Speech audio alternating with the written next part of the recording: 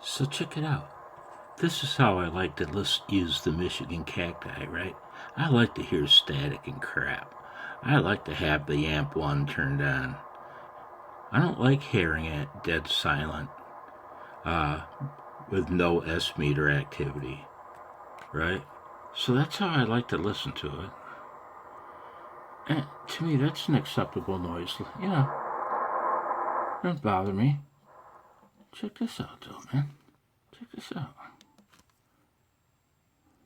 This is a maniac signal. That's a... Holy shit. 20 dB over.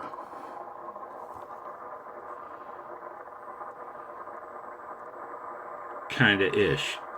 Well, we got 19 there. Right?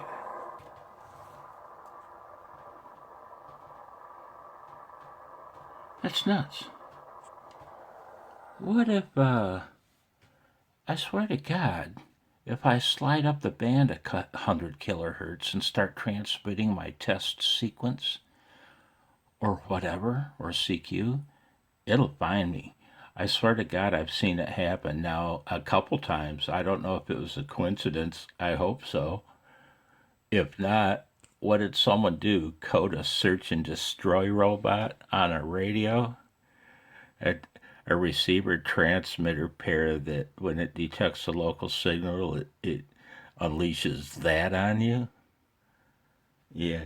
By who? Uncle Sam?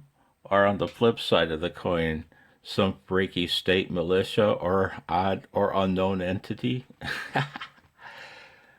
Yeah.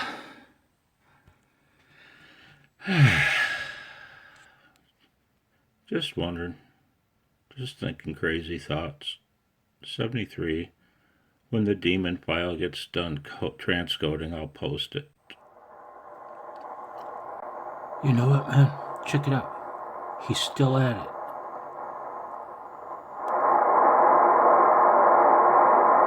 "20 kilohertz. Oh, he's back. What do you know? I caught him in action. He's back. He keeps jumping back and forth between those two frequencies. Now look at him, back to 20 dB over 9. I can transmit, but I can't hear."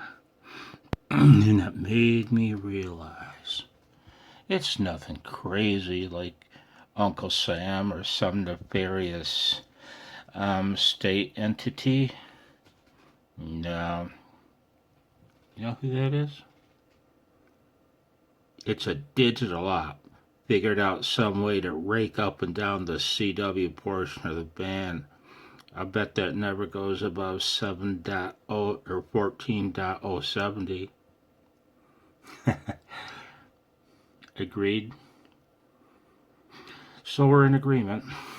It's yet another case of digital ops destroying the ham radio hobby for the CW op. You know I don't mean that, man. You know I don't mean that, man. You digital heads out there, me hitting you on the head with a hammer like this, it's all in fun, isn't it?